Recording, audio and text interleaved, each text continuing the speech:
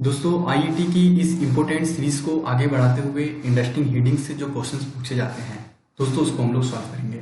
तो इंडस्ट्रिंग हीडिंग क्या है इसके बारे में जानेंगे। 10 नंबर यहाँ से देखो दोस्तों आप लोगों को आज मिलने वाले हैं। तो वीडियो को पूरा देखना, जो मेरे लेक्चर को ध्यान से सुनेगा उसको पूरा अच्छे से समझ में आएगा। तो चलिए फ्रेंड्स, जो पूरा लेक्चर सुनेगा उसको यहाँ पर इंपॉर्टेंट चीजें जो कि बाद में लास्ट में मिलेंगी, तो वीडियो को आपको पूरा देखना है बिना स्किप किए। चलिए फ्रेंड्स देखते हैं इंडक्शन हीटिंग क्या होता है, या फिर इंडक्शन हीटिंग पूछता है या फिर प्रेरण तापन जो कि पूछता है। तो फ्रेंड्स देखिए होता क्या है, इसको फ्रेंड्स ध्यान से सुनेंगे मेरे लेक्चर को। तो देखिए प्रेरण तापन का सिद्धांत, किसी धातु के चारों ओर लिपटी हुई कुंडली या कॉइल्स में प्रभावित होने वाली धारा की आवृत्ति जितनी अधिक होती है उतनी ही अधिक अर्थात उसी अनुपात में धातुओं की सतह के पास ई बॉडी यानी कि करंट कंसेंट होगी। इस घटना को हम लोग प्रेरण तापन कहते हैं। तो आई होप आपको थ्योरी समझ में आ गई होगी। देखिए मैं आपको एक दोस्तों इमेज दिखाता हूं, इस इमेज के माध्यम से आपको जो कि एकदम क्लियर होने वाला है। दोस्तों ये हमारा इंडक्शन हीटिंग का जो कि फ्रेंड्स ये इमेज है। तो आपको इंडक्शन हीटिंग अगर आपसे पूछे एग्जाम में तो सेम टू सेम यही बना के आइएगा, आपको कोई यहाँ पर प्रॉब्लम्स नहीं होने वाली है। तो दोस्तों आगे चलते हैं और फिर इसको मैं आपको दोबारा समझाने की कोशिश करूंगा। तो जैसा कि आपने जाना, तो देखिए चित्र के अनुसार फ्रेंड्स इसके अंदर जो कि कॉइल्स होती हैं, तो कॉइल्स के जो नाम दिए गए हमने I1, I2, I3, I4, जो कि ये हमारी इंडक्टिव मान वाला एक पैटर्न बनाती है। और ये सभी धाराएं यानी कि ये सभी करंट्स कार्य कुंडली यानी कि वर्किंग कॉइल्स में करंट की I6 के कारण मेटल्स के पदार्थ में जो कि ये प्रवाहित होती है। तो दोस्तों ये इमेज है, इमेज को मैं आपको जूम करके दिखा देता हूँ, ध्यान से इस इमेज को देख लीजिए। यही आपका मेटल पीस, वर्क पीस, और फिर इसके अंदर जो कि इंडक्शन कॉइल ऑफ वर्क जो कि आपको यहाँ पे पता होना चाहिए। और जो इसका ये वाला पॉइंट्स होता है ये दोस्तों बहुत ही इंपॉर्टेंट है, इसको आपको एग्जाम में देखना ही है। दोस्तों इसको बोलते हैं रेडियो फ्रीक्वेंसी और या फिर हाई फ्रीक्वेंसी। ओके, ये हमारा जो कि जनरेटर्स होता है। तो इतनी बात आपको जरूर यहाँ पर याद रखनी है। मैं दोबारा से आपको रिवीजन के तौर पर वापस बताऊंगा। अभी के फिलहाल दोस्तों आगे देखते हैं इसके अंदर क्या क्या इंपॉर्टेंट पॉइंट्स हैं। दोस्तों इसके पार्ट्स की बात करते हैं। चलिए इसके जानने से पहले आप लोग इसके वर्किंग के हिसाब से इसकी जो कि इमेज डाल लीजिए। देखिए इसमें होता कुछ नहीं है, इसके अंतर्गत I1, I2, I4 आदि प्रकार के इंडक्टिव मार्ग वाला ये पैटर्न जो कि कंप्लीट कर दिया जाता है। और इसके अंदर जो कि जो वर्किंग है उसके अंदर जो पार्ट्स है मैं आपको भी वो दिखाता हूँ। देखिए दोस्तों इसका पार्ट्स क्या है, तो इसके प्रेरण के पार्ट्स क्या क्या होते हैं, यानी कि प्रेरण तापन के जो पार्ट्स हैं। इसका पहला जो इंपोर्टेंट पार्ट है दोस्तों वो देखिए, इसका जो इंपोर्टेंट पहला पार्ट है वह हमारा मेटल पीस ऑफ या फिर वर्क पीस। याद रखना है मेटल पीस या फिर वर्क पीस। दोस्तों ये इसका इंपोर्टेंट पार्ट होता है। और दूसरा इसका जो पार्ट है, इंपोर्टेंट पार्ट है इंडक्टिव कॉइल, ये इसका दूसरा पार्ट है जो कि मैंने आपको दिखाया था। और तीसरा पार्ट इसका radio frequency and high frequency. ये तीनों चीज अगर दोस्तों आप एग्जाम में लिख देते हैं तो 100% आप जो कि पासिंग मार्क्स में आपको दिक्कत नहीं आएगी। तो चलिए दोस्तों आगे चलते हैं। आगे देखिए अब इसके जो कि फ्रेंड्स क्या क्या जो कि इसके प्रॉफिट्स होते हैं, इसके जो कि प्रॉफिट्स को देख लेते हैं। तो देखिए फ्रेंड्स इंडक्टिव जो कि इसके जो क्या क्या प्रॉफिट्स हैं, तो इंडक्शन हीटिंग्स के क्या क्या प्रॉफिट्स हैं या फिर प्रेरण तापन के क्या क्या लाभ हैं उसको हम लोग देखेंगे। तो फ्रेंड्स इसका पहला पॉइंट अगर देख लें तो देखिए इसका पहला पॉइंट जो है कि औद्योगिक क्षेत्र में प्रेरण तापन निम्न जो कि कारणों से अच्छी मानी जाती है। कहने का मतलब ये है क्योंकि इंडक्शन हीटिंग का जो कि इंडस्ट्री के अंदर काफी जो कि अच्छा माना जाता है। इस विधि में हीट धातु की सतह पर भी कंसेंट रहती है, कंसंट्रेट रहती है, अर्थात धातु टुकड़ों के अंदर जो कि डिस्ट्रीब्यूट नहीं होती है। अतः इस विधि का उपयोग स्टील आदि की सतह को सख्त करने के लिए होता है। तो ये आप लोग जानेंगे। दोस्तों आगे इसका सेकंड पॉइंट है। सेकंड पॉइंट ये है कि यदि विधि का लगभग 5 किलोमीटर प्रति सेंटीमीटर स्क्वायर की उच्च दर से रेटिंग की जा सकती है। तो यानी कि आपको ये भी याद रखना है कि इंडक्शन हीटिंग जो है इस विधि के द्वारा लगभग 5 किलोमीटर प्रति सेकंड स्क्वायर की उच्च रेटिंग के हिसाब से जो कि इसकी जो कि हीटिंग की जा सकती है। तो दोस्तों आप जा सकते हैं कि कितना ये दोस्तों फ्रेंड्स में इलेक्ट्रॉन्स या फिर तपन जो कि होता होगा। उसके बाद पॉइंट नंबर 3 आता है कि इस विधि द्वारा किसी मेटल की निर्वात में अथवा निष्क्रिय गैस से अथवा अन्य किसी गैस की उपस्थिति में प्रेरण हीटिंग की जा सकती है। तो ये बात भी आपको यहाँ पर पता होनी चाहिए। उसके बाद दोस्तों हमारा 4 पॉइंट आता है। 4 पॉइंट ये है कि इस विधि में तापन को ऑटोमेटिकली कंट्रोल किया जा सकता है। है। ये बात भी आपको पता होनी चाहिए कि जो कि हमारा इंडक्शन हीटिंग है, इंडक्शन हीटिंग्स के अंदर दोस्तों जो मेथड है तापन को ऑटोमेटिकली जो कि कंट्रोल किया जा सकता है। एंड फिफ्थ पॉइंट की ओर दोस्तों बढ़ते हैं। तो फिफ्थ पॉइंट हमारा ये है कि इस विधि में कम दक्ष कामगार की जो कि आवश्यकता होती है।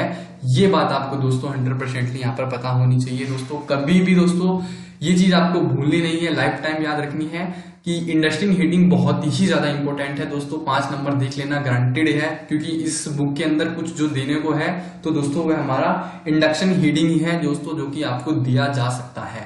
तो दोस्तों चलिए नेक्स्ट क्वेश्चन की ओर चलते हैं। मैं रिवीजन जरूर करा दूंगा इसके बाद। चलिए दोस्तों नेक्स्ट क्वेश्चन की ओर चलते हैं।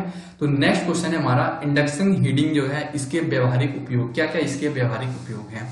या फिर क्वेश्चन पूछा जाता है कि इंडक्शन हीटिंग से यूज बताइए और कहाँ इसका यूज किया जाता है। या फिर पूछता है कि प्रेरण तापक में इंडस्ट्री के इसके अनुप्रयोग बताइए, क्या क्या इंडस्ट्री में इसका यूज जो कि किया जा सकता है। देखिए दोस्तों इसमें जो कि सिर्फ 4 पॉइंट है, ये चारों पॉइंट्स मैं आपको एक एक करके बताऊंगा। क्वेश्चन यही पूछेगा या फिर दोनों क्वेश्चन को एक में कंबाइन कर देगा। लेकिन दोस्तों अभी तक तो ये क्वेश्चन ये अलग अलग पूछा जा रहा है। अगर ये दोस्तों क्वेश्चन एक में भी पूछ ले तो आपको ये दोनों आंसर देना, कम से कम 7 से 8 नंबर का पूछेगा।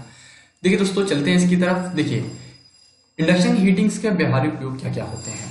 देखिए तो फ्रेंड्स पहला पॉइंट्स पे चलते हैं। पहला पॉइंट है हमारा कि स्टील की सतह के कठोरीकरण में इंडक्शन हीटिंग का जो कि उपयोग किया जाता है। बहुत ही प्यारी प्यारी बात बता रहा हूं दोस्तों, ध्यान से सुनना कि स्टील की सतह के कठोरीकरण में इंडक्शन हीटिंग का उपयोग करते हैं। इससे स्टील के टुकड़े को उस पैकिंग्स के कई घंटों तक रखते हैं जिसमें कार्बन युक्त पदार्थ राल तप्त कंडीशंस में होता है। इस पार्किंग के बाहर कॉपर की बनी एक पतली प्लेट जो कि कुंडली होती है और कॉपर की जो कि कुंडली को एसी यानी कि अल्टरनेटिव की मैग्नेटिक फील्ड से उत्पन्न की जाती है, जो कि हमारा सरफेस को हार्ड करती है। उसके बाद दोस्तों आता है कि इंडक्शन हीटिंग जो होता है इस पर एक पीतल जो होता है, पीतल तथा कांसा यानी कि ब्रॉस आदि की धातुओं का अनिलिंग की होती है, यानी कि इसके ऊपर जो कि लेयर्स होती है। आगे दोस्तों है इंडक्शन हीटिंग द्वारा उच्च ताप पर सोल्डरिंग की जा सकती है, यानी कि इसमें अगर कोई फर्नेस है तो उसमें भी दोस्तों इंडक्शन हीटिंग के द्वारा एक हाई टेम्परेचर पर दोस्तों उसकी सोल्डरिंग की जा सकती है।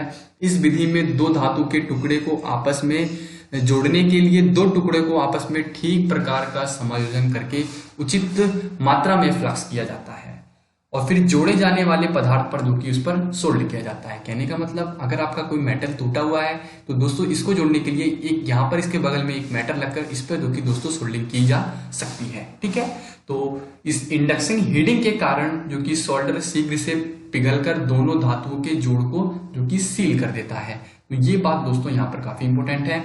उसके बाद दोस्तों एक फोर्थ पॉइंट है कि इसका उपयोग ब्रिजिंग में भी करते हैं। ब्रिजिंग में दोस्तों क्या होता है कि दो असमान धातुओं को हीट करने की आवश्यकता होती है। जिस विधि में धातु कुंडली का मैग्नेटिक फ्लक्स धीमी हीटिंग वाले धातु पर कंसंट्रेट किया जाता है, उसके प्रमाण स्वरूप क्योंकि उचित ताप पर अर्थात ब्रिजिंग धातु के पिघलने से ही यह जुड़ जाता है। तो आई होप दोस्तों आपको ये जो की चीजें समझ में आ गई होंगी। अगर आपको अभी भी नहीं समझ में आई है तो देखिए दोस्तों करना कुछ नहीं है, वीडियो को बार बार प्ले करके आपको देखते रहना है।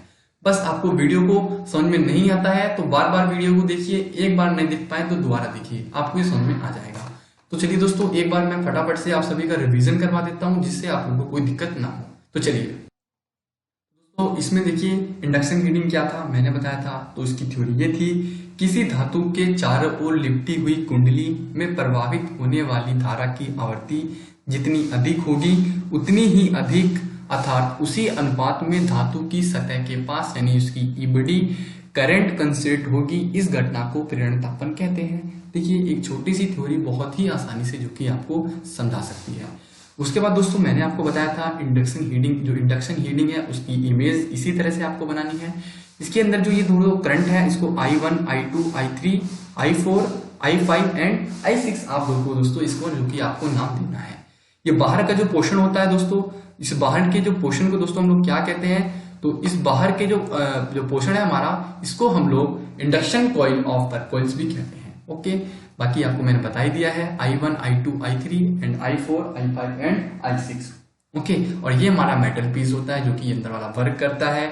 और ये जो हमारा थर्ड पॉइंट है दोस्तों, सबसे मेन इंपोर्टेंट जो पॉइंट है ये हमारा रेडियो फ्रीक्वेंसी यानी कि हाई फ्रीक्वेंसी जनरेटर जो कि दोस्तों इसको हम लोग कहते हैं।